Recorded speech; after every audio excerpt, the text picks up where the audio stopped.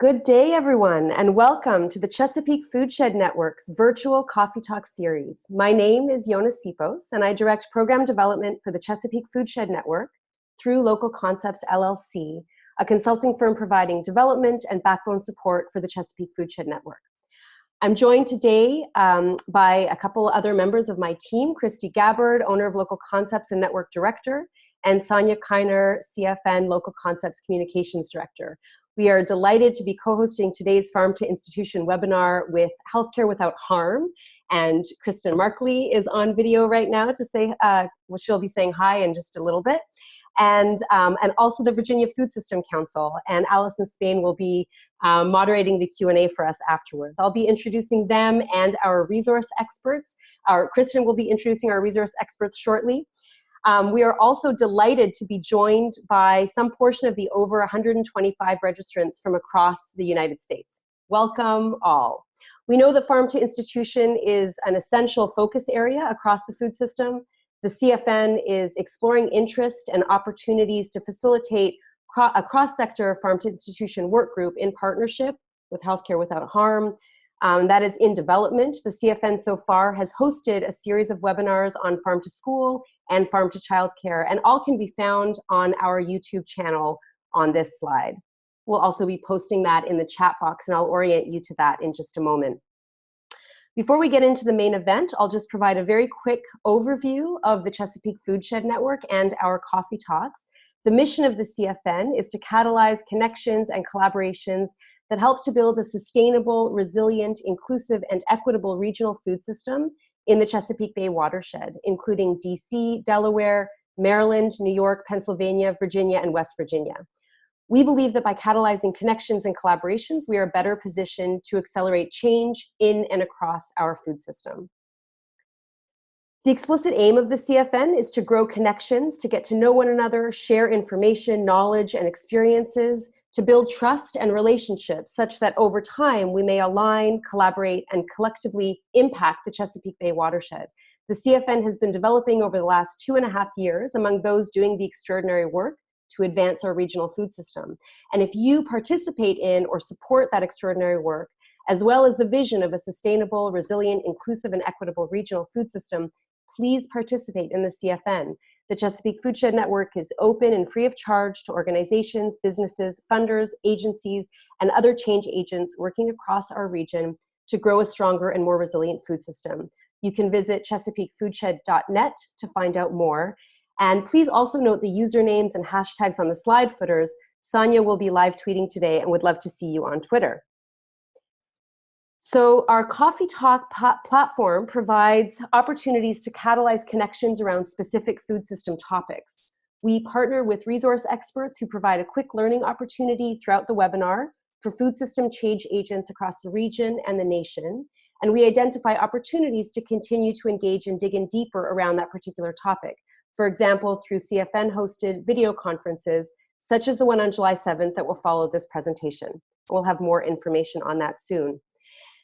Before the main event, just a few housekeeping items to share. On your Zoom control panel at the base of your screen where you see my video and slides, you should see a chat box. And if you don't, take your mouse and hover over the bottom of the Zoom screen. Feel free to open that chat box. I believe that Christy Gabbard is sending out some text message or some chat messages in the chat box to welcome you and to encourage you to use the Q&A box to post your questions. You can also feel free to just open up that chat box and type your name, organization, and even your role within Farm to Institution as a way to just introduce yourself. During the webinar, you feel free to also open up the Q&A box at any point and post your questions and your comments in there. And Allison with the Virginia Food System Council will be collecting your questions and moderating the Q&A period with the presenters following all the presentations. Allison is with the Virginia Food System Council, as I mentioned, and she works primarily on a farm to institution specialty crop block grant there. I also have the pleasure now of introducing Kristen Markley, who is the Mid-Atlantic Regional Coordinator for the Healthy Food and Healthcare Program of Healthcare Without Harm. She provides resources and peer-to-peer sharing opportunities throughout the Mid-Atlantic states for hospitals in supporting regional, equitable, and sustainable food systems. And while Kristen is preparing to share her slides, I'll just note that more detailed bios are provided at ChesapeakeFoodshed.net for Allison, Kristen, as well as the resource experts. Welcome all, and please take it away, Kristen.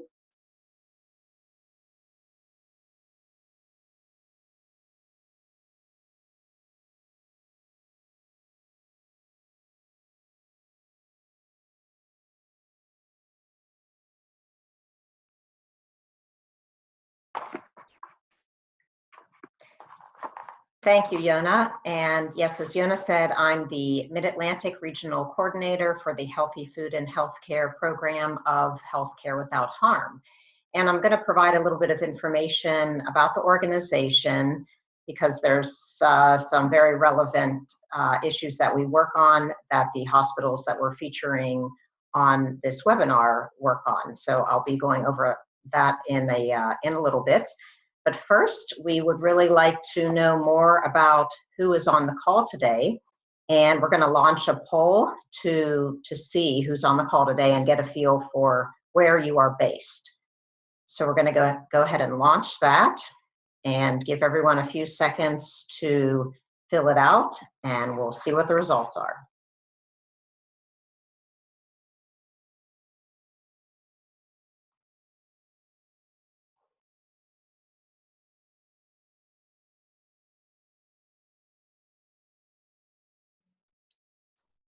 And Kristen, I've shared the poll results up, so everyone should be able to see those now. Okay, for some reason I can't see them. Okay, I will read them out. We've got about half of the attendees who responded are from nonprofit.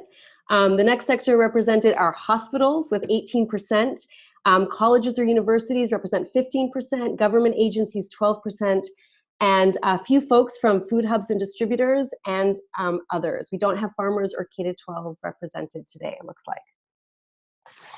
Thank you, Yona. That's a great representation on today's call. So a little bit more information about Healthcare Without Harm. We were formed about 20 years ago as a collaboration of multiple public health and environmental organizations that were interested in addressing the issue of mercury use in healthcare. And soon after that, they focused their efforts on the use of waste incinerators in the healthcare sector. And then about 10 years ago, Healthcare Without Harm began to shape into a more formal organization, hiring some of its first staff. And in 2010, the membership arm of our organization, which is Practice Green Health, was launched. So today, between Healthcare Without Harm and Practice Green Health, we're working collectively with approximately 1,000 hospitals around the country, which is about 20% of the hospitals across the country. And we are a global organization with engagement from nearly 5,000 hospitals worldwide.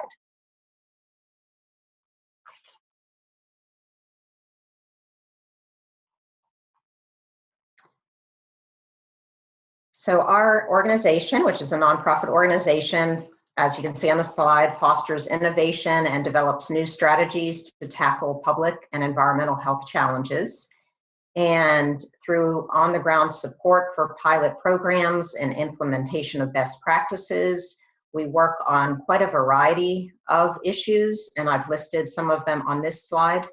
The work that I do is specific to the Healthy Food and Healthcare Program.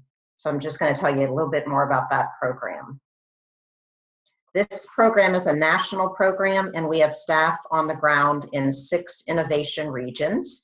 So you can see by the stars, we have an innovation region in New England. So we have staff there on the ground, as well as in Michigan, in the Northwest, in California, in the Southwest, and then in the Mid-Atlantic. So I'm the Mid-Atlantic Regional Coordinator, and we have regional coordinators in all of those other sections. And a lot of the work that we do in these regions is on a cross-sector basis, meaning that schools, colleges, and hospitals are collaborating on addressing some of the challenges of procuring sustainable and locally raised foods. And as Yona mentioned, the Chesapeake Foodshed Network and Healthcare Without Harm are exploring the ideas of partnering on a cross-sector farm-to-institution work group in the Chesapeake Foodshed region. So stay tuned for more details on that down the road. These are the 3 priority areas of our Healthy Food and Healthcare program. And I'm going to tell you a little bit more about each of these. And there is also the direct link to our Healthy Food and Healthcare program. So in terms of balanced menus, we're talking about less meat and better meat. So that means reducing the overall meat procurement through initiatives like the Blended Burger or Meatless Mondays, transitioning meat and poultry purchase to items raised without the routine use of antibiotics, and purchasing meat and poultry raised through local grass-based farming systems. In terms of the antibiotic resistance issue, antibiotic resistance is about the ineffectiveness of medical drugs to treat bacterial infections. And it's now among the Center for Disease Control's top concerns.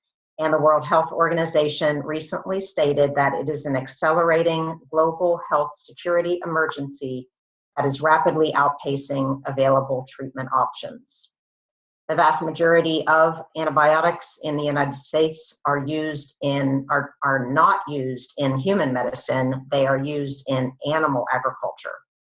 So Healthcare Without Harm plans to organize a webinar this fall around this issue and to launch a campaign with our hospitals around the country focused on the CDC's Get Smart About Antibiotics Week.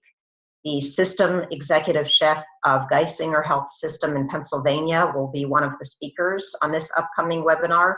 He will be talking about why Geisinger decided to make the change to procure poultry raised without the routine use of antibiotics, and the issues and impacts, both positive and negative, that Geisinger has encountered along the way.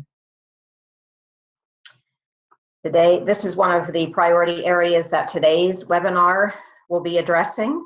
So around the issue of local and sustainable foods, Healthcare Without Harm through the Healthy Food and Healthcare program is encouraging hospitals to leverage their purchasing power to purchase products from local sustainable farmers, thereby strengthening local farms' financial viability and the agricultural businesses that support these farms.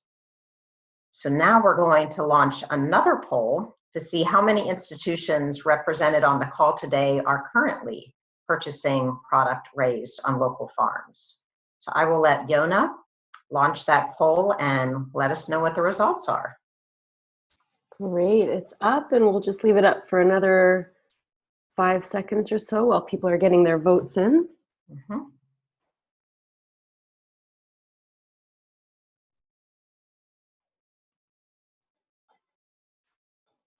Excellent, and it looks like almost a third of folks are with institutions currently purchasing products from local farms. 13% are not, and 60% say not applicable. Great, very exciting to hear. And I've been very inspired to talk to many different hospitals throughout the Mid-Atlantic region that are doing this kind of work. And of course, there's always more to be done, which is one of the reasons we're holding this webinar. Our third priority area for the Healthy Food and Healthcare program is Anchors for Resilient Communities. So this is all about enhancing the role that healthcare plays in supporting the community food environment by strengthening initiatives that address diet-related disease prevention and food security. And this is another topic that will be addressed by our speakers today, and you'll hear about some really exciting examples of this kind of work.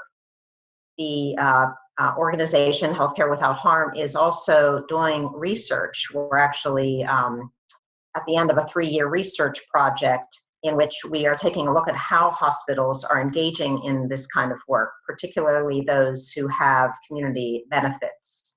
So we'll be pulling together a toolkit for hospitals to use that are interested in this kind of work.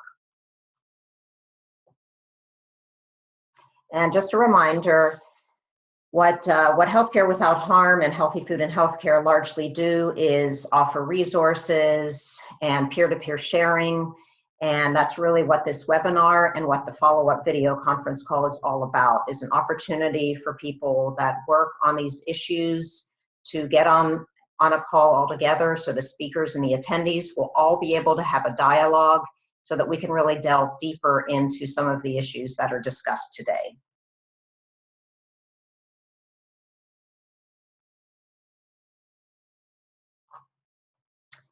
So thank you for participating in this webinar, and please remember to sign up for the follow-up call. I think that'll be a really valuable opportunity for all of us to delve deeper into these issues.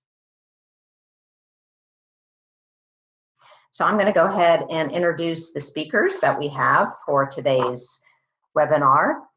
So first, we'll have from Roanoke, Virginia, we have Erin Boush, who currently works as the manager for Carilion Clinic's Community Outreach and Development, where he oversees Carilion's systems-wide community health needs assessment projects, community benefits, grants, and health education programs. Erin is on the board of directors at the Presbyterian Community Center in Southeast Roanoke City. He serves on the steering committee and is the chairman for the Data Collection and Tracking Committee for Healthy Roanoke Valley, which is a partnership of over 50 community partners working to create strategies that tackle the issues plaguing the health of the area. Next, from Allentown, Pennsylvania, we have Michael Brack, executive chef with Sodexo at Lehigh Valley Health Network.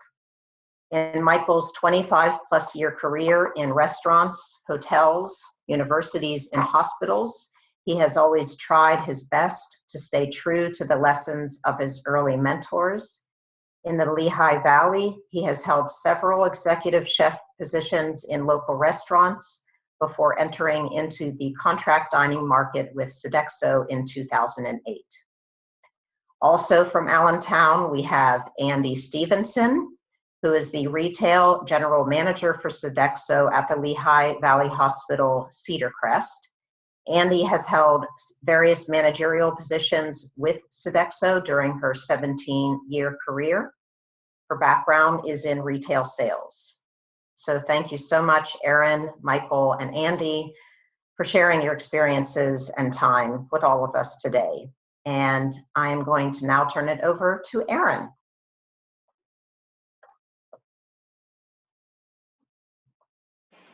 Great, thank you, Kristen. Let me share my slides.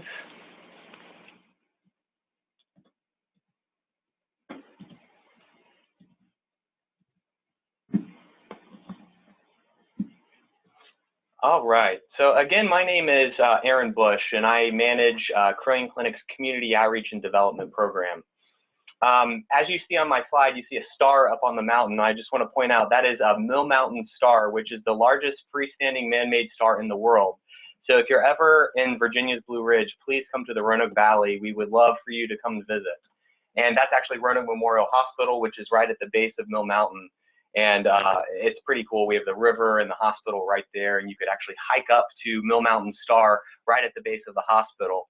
And the star and the park are one of the largest parks and mountains within the city. Let me go to my next slide.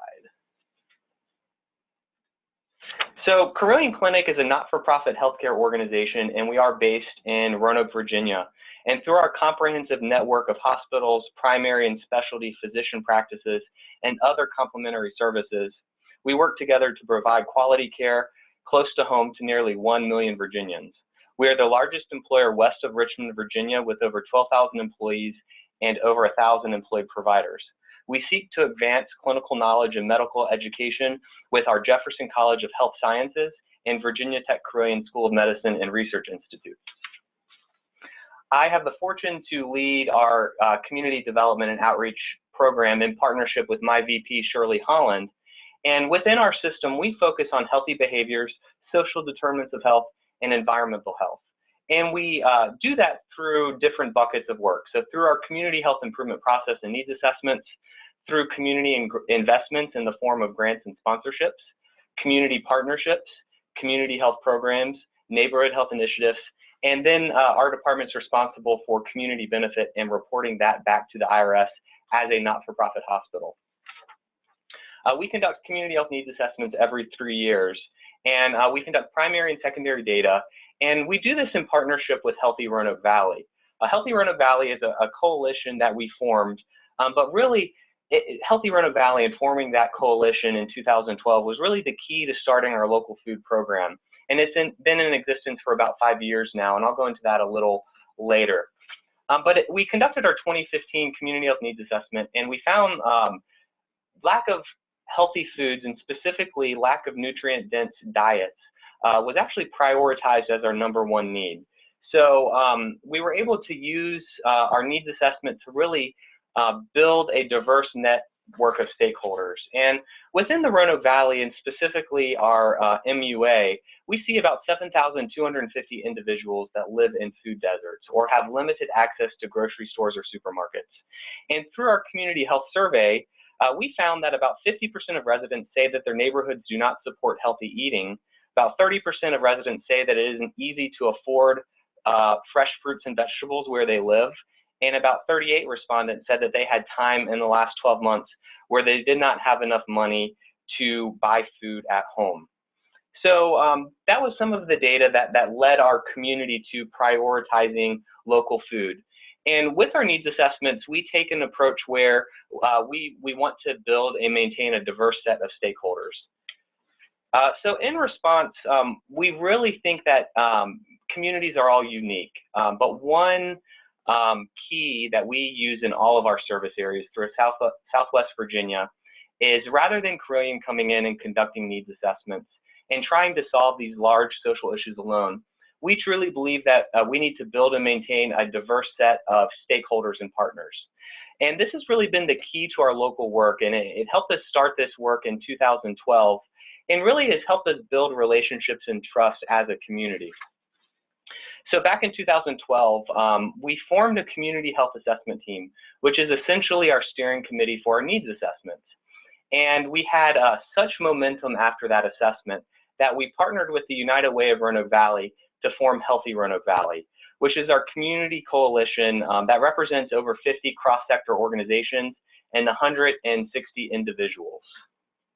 And we focus on we use collective impact out of Stanford for our coalition structure. So it involves a shared community vision, evidence-based decision-making, collaborative action, and investment in sustainability. And it's really getting the commitment of a group of important players from different sectors to work towards solving specific goals. So back in 2012, we identified lack of nutrient-dense foods as the top prioritized need. So actually at a staff meeting, we were brainstorming and we formed the Carilion Clinic Local Food Program. At that time, we signed the Healthy Food and Healthcare Pledge in 2013 and committed to providing local nutrient-dense foods to patients, employees, and to encourage healthy eating. So the Healthy Food and Healthcare Pledge by Healthcare Without Harm really was our first step, and we were able to get our leadership really to commit to this journey of local food. And around the same time, we formed a partnership from a food collaborative out of Floyd and started a CSA program. And that CSA program has grown every year. We use payroll deduction for employees to purchase CSAs. And CSA is essentially our farm shares, where we pay the farmers upfront at the beginning of the growing season to provide local produce throughout the entire growing season. So since the program started in 2013, we've helped our farmers sell over $257,000 worth of local produce. We take no cut of that, and every year we've seen the program expand. Some of the challenges that we've had, when we first started this program, we had a farmer's market at the hospital. And this was really challenging just because we didn't have, it was geared towards employees and we didn't have enough foot traffic. So the CSA model works really well for our health system, being able to pre-sell that amount of produce to make sure that the farmers are profitable. And it really, really helped having a farm collaborative. But actually this past year, our farm collaborative, Good Food, Good People, restructured. So I mentioned forming relationships, and that's going to be a common theme throughout this presentation. But we were actually able to partner with one of our not-for-profit partners, Leap for Local Foods, who was able to partner with Good Food, Good People to keep our CSA program running this season. And some of the challenges we've had with the Farm Share program, it's been really a great educational opportunity for our staff to educate them on seasonal produce. Last spring, we almost had to cancel our fruit share program because we had a really bad frost and it killed most of our cherry and peach crop. But fortunately, we were able to expand our definition of local to more regional, and we were able to get some cherries and peaches from North Carolina. Since 2012, we've invested over $250,000 in local food nonprofits, including SNAP EBT, Double Value Program at various farmers markets throughout Southwest Virginia, a community kitchen, which is for food entrepreneurs that can go and actually create value-added goods to sell at farmers markets, and also to do community education around cooking and cooking demonstrations. We funded various programs, but again, the key has been partnerships. We have been able to foster and grow our not-for-profit local food partners and really create a culture of local food within our valley. We've partnered with Feeding America, and we saw that a lot of the typical food bank type foods were processed foods. So we helped fund the Vegemobile, which is a really neat concept. So rather than using incentives, maybe promo items, we actually have Feeding America come to some of our health education events and provide food as incentives for health screenings or educational programs. So they come to a lot of our programs and provide completely free produce for individuals that participate. We also partnered with Healthy Roanoke Valley, Leap for Local Foods, the Virginia Tech Cooperative Extension, and the YMCA Roanoke Valley to start a fruit and vegetable prescription program based off of Wholesome Waves' fruit and veggie prescription program. We decided to target diabetes patients with the goal of increasing fruit and vegetable consumption and access to fresh foods. So this intervention is 16 weeks, and we provide weekly health education, monthly provider visits where they do goal setting, and then after each health education session, which is held at 3 local clinics, participants actually receive a voucher for $25 or a prescription from their physician to shop at the on-site farmers market. At the on-site farmers market, it's a mobile farmers market through LEAP. Individuals are able to actually shop for their produce there, and then we have our cooperative extension out of Virginia Tech doing cooking demonstrations to actually show individuals how to prepare food. This program has been going on for 3 years, currently at 3 practice sites, and 2 of the practice sites are Carilion Clinic practice sites, and 1 is our local federally qualified health center. And it's been a wonderful success. We've seen improvements in all of the variables we've been measuring, including BMI, blood pressure, A1C, and a reported increase of fruit and veggie consumption. So some of the challenges that we've had, specifically with Fresh Foods RX, it was really interesting. These individuals have never actually shopped for healthy food a lot of times where they've had to weigh their own food. So there were some learning challenges, and we actually started pre-weighing some of the produce to be able to have individuals easily be able to select that produce. And we also found that certain fruits and vegetables were hot commodities. The strawberries and cherries went very fast, and tomatoes, but things like kohlrabi and some of the more unusual produce took a while. But once we started providing samples and cooking demonstrations, we were able to really change a lot of the perceptions. So I've provided my contact information, and Shirley Holland, my vice president's contact information. So please feel free to email me if you have any questions, and I will turn it over to Chef Brack and Andy for their presentation. Great, thanks, Aaron. Thank you. A lot of great stuff, Aaron. Thank you. I'm Michael Brack. I am the chef at Lehigh Valley Health Network here at Cedar Crest, Allentown site. What you're seeing there is a view of our cafe and part of our local bar, which is one of the ways that we utilize our local foods. Now, for me, the opportunity to help people heal through food is part of what attracted me to this segment of the industry.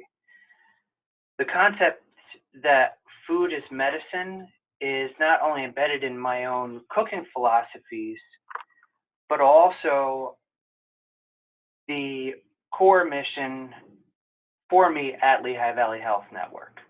Unfortunately, hospital food often does carry a stigma of being both pedestrian and unhealthy, which often it actually is the reality. And as a hospital chef, I ask myself what I can do to influence positive change and offer healthier, more nutrient-dense, exciting options while still meeting the procurement and budget requirements of my employer, Sodexo. This slide is showing just a cost difference on whole foods versus processed foods.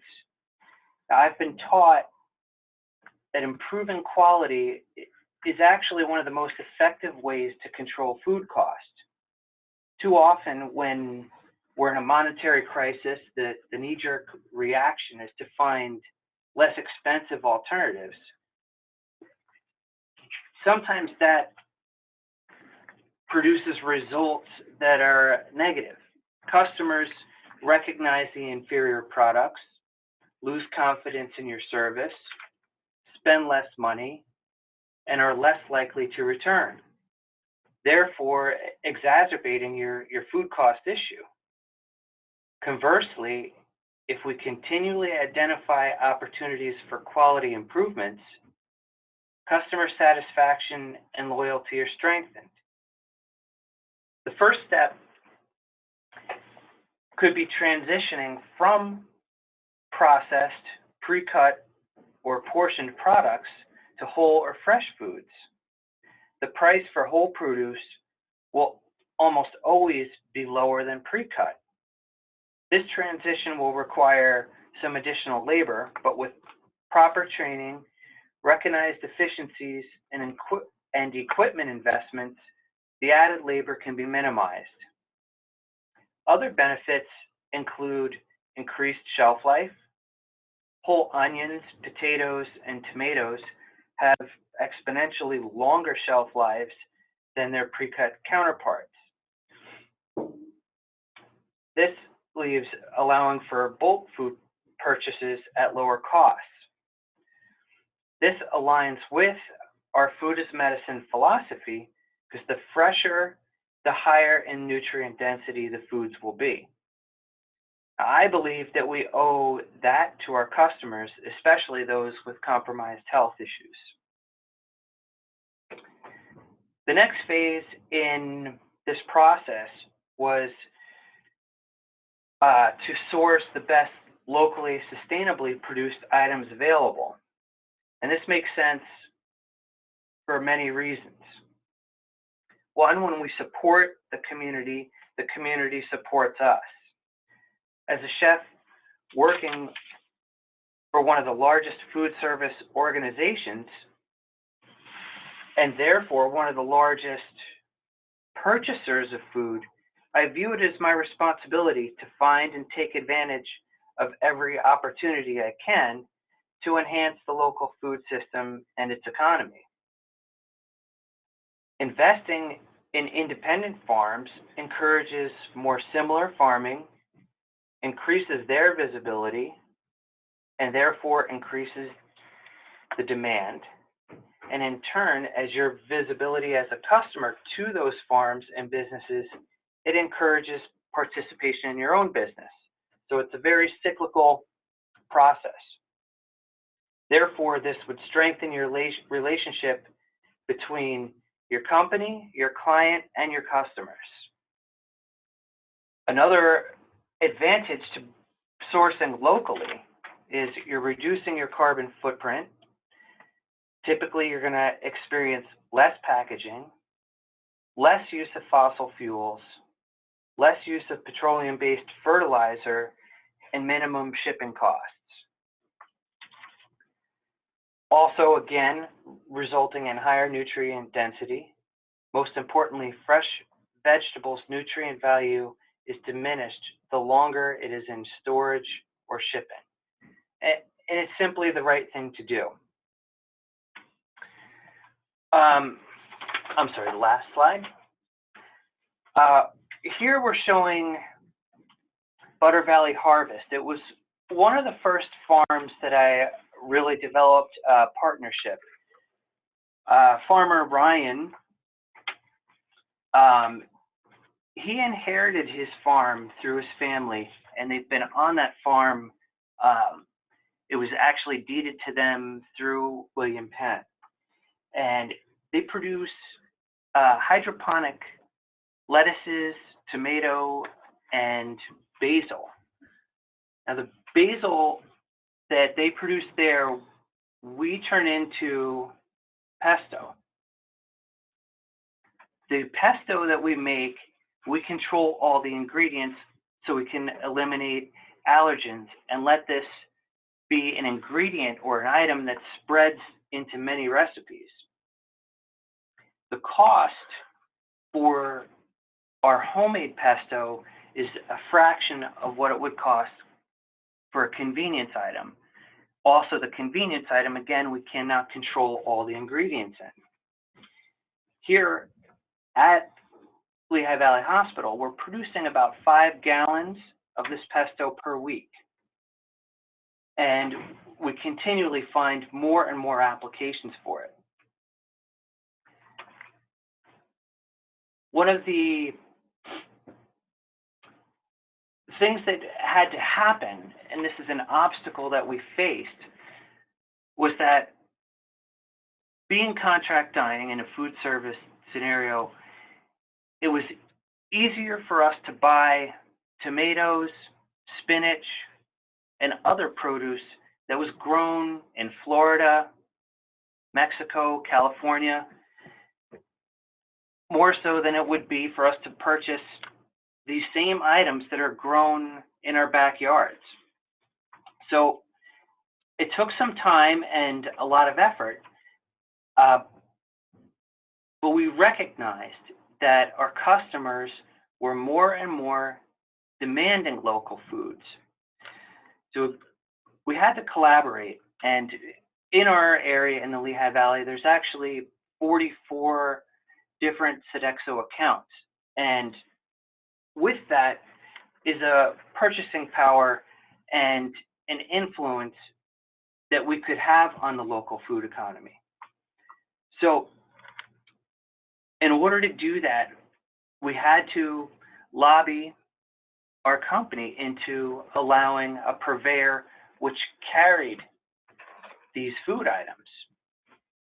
This was not an easy accomplishment, and it took the collaboration of many Sodexo chefs and managers to influence Sodexo into letting us do that. After many months, Common Market and Lancaster Farm Fresh Cooperative became approved vendors for us, allowing us to buy truly local items that we could serve in our hospitals and other institutions. And one of the ways that we were able to then utilize these foods in a cost-effective way was to offer simple farmers markets like this, where we could highlight the farmer and their location, so our customers could then enjoy those products. We also carried, this is once we had Common Market and Lancaster Farm Fresh, other local producers and farmers were able to participate in our programs.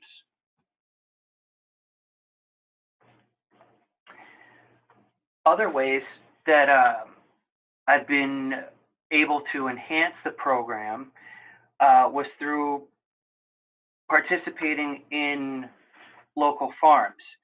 We had many of our local farms come in and do a program with the chef and the farmer, where they would bring their products into our cafe. I could produce a meal highlighting their products, and in turn, they could promote their farms to the general public or our customers. This also, strengthened that relationship and was profitable for both. Another way in which I have been able to utilize this is through our local bar. And the way that this works, each week throughout the entire year, 52 weeks of the year, I publish a list of the foods that are available to my chefs here at the hospital. They're charged each week with creating a unique recipe that is driven by the foods that are available. This engages them, sparks their creativity, and it also provides us a marketing opportunity where we can highlight what farm these foods came from and what their location is. We also have a chance to set the price for that. And this program has been in place for about 3 years. 3 years ago, I was purchasing in the neighborhood of $300 a week in foods just for that bar. Currently, we're about at $700 a week in that same bar.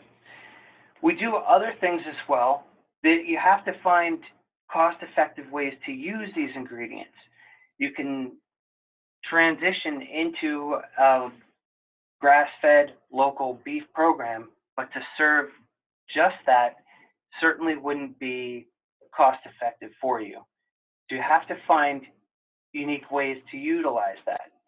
For instance, beef stews or chilies, which allow you to spread that and absorb the cost while still supporting the local system and offering those foods. Other things that we've been able to participate in is at our local fair, there's a farm-to-table demonstration where we utilize a local farm and highlight their ingredients and offer them to the customers there. With that being said, we always look for more and more opportunities to find different ways in which to incorporate this.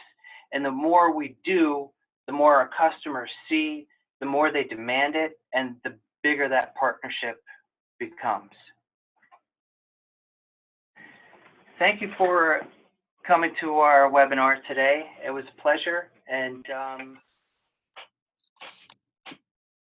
happy to take any questions. Great. Well, thank you, Chef Brack and Andy and Aaron. There's lots of great information in those presentations, and I've already got several questions to ask you all. Just a couple of quick reminders. We will be sharing the slides and the recording of this presentation within a few days, so be on the lookout for that. And also, please feel free to shoot your questions over. We'll get through as many as we can during the next, 10 or 15 minutes. And anything that we don't answer today, we will try and start the video conference next Friday with those questions. So jumping right in, I have one question. I think, Chef Brack, this is for you regarding Sodexo. The local food hub that you mentioned, the question is, how many accounts are now approved to order through them? And have you tracked any increases in total local purchases? Well, as far as I know, anyone with the vicinity who is a Sodexo account is approved to also purchase through Common Market and Lancaster Farm Fresh. As far as tracking the local purchases, I know that it's certainly been threefold in the past 3 years that I've been at now. Okay. Let's see. I also have a question from Lindsay with the Metropolitan Washington Council of Governments.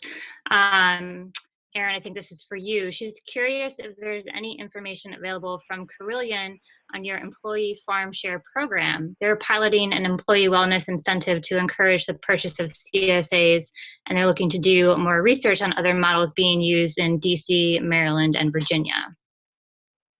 Cool. Yeah, I would be happy to share our farm share registration packet, and maybe we could set up some time to talk, and I could give you a little more info. Okay, Lindsay, we'll make sure to, I'm sure you can get Aaron's email, which is on the screen right now, so feel free to reach out to him, or we'd be happy to connect you guys. Another question I have, Chef Brack, this is also aimed at you. This person is curious to know why tomatoes were hard to purchase local, and what types of food do you find are easier for purchasing local? The example of local tomatoes to purchase,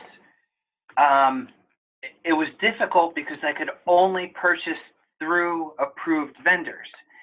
My approved vendors were sending me tomatoes that I could tell, because of where they were produced. And we were, say in August, when we know there was plenty of tomatoes around, but yet our purveyors were purchasing them from far away. So being a contract dining service, I have to follow the rules of my company. And that's why we had to get a variance to purchase from other vendors. All right. Next question is, are you considering or do you already purchase local protein? Yes, we protein, not as a staple item, but often for catered functions. And as I mentioned, we could have special items that run in our cafe where we could utilize local proteins, but I have to utilize them in a way in which they spread and are cost effective. All right. So a question about food safety in hospitals. Obviously, this is very important. How do you handle this with your local farmers and producers? Are you requiring any sort of GAP or organic certification from the farmers that you purchase from? The farmers that we purchase from are approved vendors through Sodexo's program with Common Market and Lancaster Farm Fresh. So we are guaranteed that the items that we are purchasing are healthy enough to be serving. None of the local items that we purchase, or very few of the local items that we purchase, go to our patient population. Most of it is through our retail sales and through our catering programs. Just as an extra precaution, we know that there are people with compromised immune systems, and we don't want to take any chances that way. All right. For all of our speakers, you all mentioned that relationships are really central to this work. What recommendations do you have for initiating and maintaining the necessary relationships for growing farm to hospital connections, including both producers and consumers? I think, starting with the relationship piece and connecting as humans, and then working as a community on shared visions to be able to get buy-in. And that's, I think, how we've been able to be successful and keep our stakeholders engaged for going on 5 years now. Great. And it's great, being able to celebrate shared successes, I think really builds that momentum. And as our coalition grows, I think that we all get excited, which attracts more people. So it's happened in a really natural grassroots way, which has been really cool.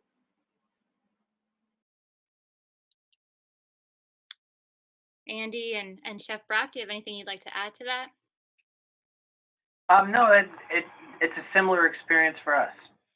Yep, Erin said it very nicely. Great. The next question I have, to increase local purchases and keep costs down, have you considered combined purchasing across Sodexo accounts in your region? Well, that's not how it works with Sodexo purchasing. The price for one Sodexo account or 10 Sodexo accounts. So it wouldn't help us. It'd be nice if some other accounts, if they needed product and they couldn't maybe use the whole case Or meet the minimum. Meet the minimum, whatever. They're more than welcome to knock on our door and we'd be able to arrange something. All right. Well, I have one more question. So I think we will possibly wrap up on this one. And, if you all the attendees think of questions you'd like to ask, feel free to send them to us. And like I said, we'll include them with a video conference next week. But from all of our speakers, what is your vision for the future of the farm to hospital movement?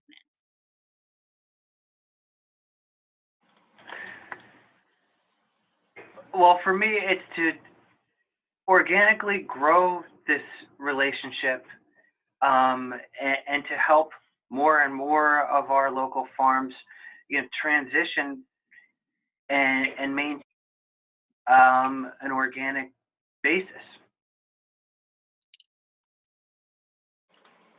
I think for me, to really be able to grow local food in our region, to get the supply up, because we know the demand is there, to help lower the cost, and to really be able to support anchor institutions like hospitals and universities. If we today were to go fully local, that we would probably buy up most of the supply in the Roanoke Valley.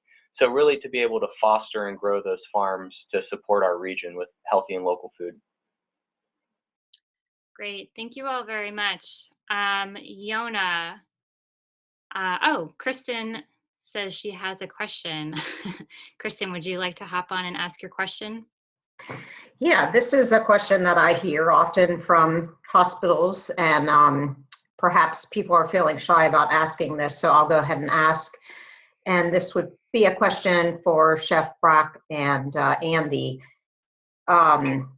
We hear from hospital food service operators that purchasing whole product is just not manageable financially because it costs so much more in the way of labor.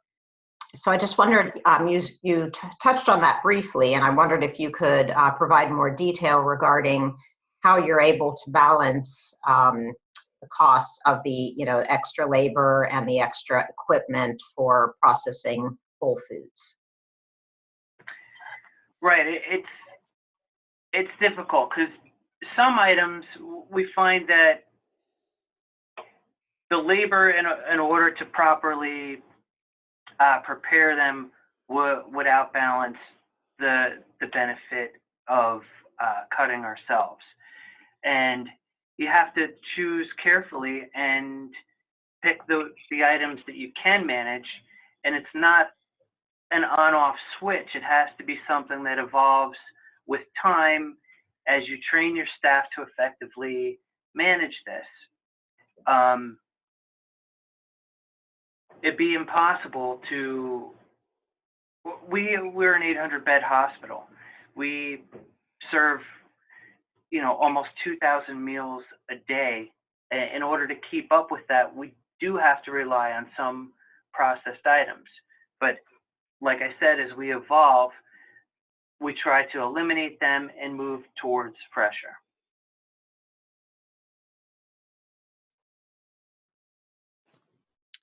Thank you. Well, Yona, I will turn it back over to you for some reminders and closing remarks. Perfect. Thank you so much for moderating that, Allison, moderating the Q&A. Thank you to all the presenters for sharing your wealth of experience and expertise and for your thoughtful responses to the questions. It's interesting with a presentation like this, there's so much information and so much to consider that we find often people are contacting us afterwards with some follow-up questions, and we can either connect you directly with the presenters or their emails have been posted, but we also invite you to register for this follow-up regionally focused video conference that has been mentioned a couple times. Next Friday from 2 to 3, information is available on our website, chesapeakefoodshed.net. And our wonderful resource experts will be joining us, and it will be a lot more conversational, and it'll be a chance to, to go a little bit deeper, to ask more questions, and also to share your experiences, your challenges, your insights into this work. So everyone is welcome. Please join us. We also, as I mentioned, like to provide other ways to continue to stay plugged in, both to this topic, connected to the resource experts, connected to the CFN and to the other organizations, Healthcare Without Harm, Virginia Food System Council. Here we're also advertising a fine webinar, the Farm to Institution New England webinar on a new report on producer perspectives that's happening on July 25th. We also have a post-webinar survey that we'll send out in a few days to ask for your feedback on today's webinars, but also for ideas on additional farm to institution programming. Along with that post-webinar survey, as mentioned, we'll also send out a link to the recording of this webinar, a PDF of the slides, additional follow-up resources, and all the questions that were asked. We also encourage you to sign up for some listservs, including through the Chesapeake Foodshed Network and Healthcare Without Harm, and to contact Allison and check virginiafoodsystemcouncil.org, as there are a ton of resources available online through these organizations. Here are a number of resources from Healthcare Without Harm, from Virginia Food System Council, and from others that are addressing the various facets of farm to institution, and particularly farm to healthcare or farm to hospitals. We'll be providing all of these links, and where possible, the actual reports in the follow-up email. Finally, I wanted to just mention some upcoming CFN events. So of course we have the follow-up video conference next week, but also in August we have a webinar focusing on supporting farm dreams for new farmers. And also in mid-September, there will be an opportunity to connect around challenges and opportunities to build a Chesapeake regional food system, which of course farm to institution fits right into, farm to hospital fits right into. And if you have any interest in presenting on a food system topic, please be in touch. We'd love to hear your ideas. We're very open, and we cover the food system right across the food system. And so we'd love to hear your ideas and work with you on bringing more of these coffee talks forward. Just wanted, before we end, just want to give another resounding thank you to our resource experts who shared their expertise with us today and their time, and who will be joining us again next week. Thank you all so much for this information that you provided and for this really beginning of the conversation. Thank you to our partners, Healthcare Without Harm and Virginia Food System Council, and thank you to all of you who were able to join us today and who are interested in helping to move this topic forward in our region and across our nation. Thank you so much, everyone. Have a wonderful day.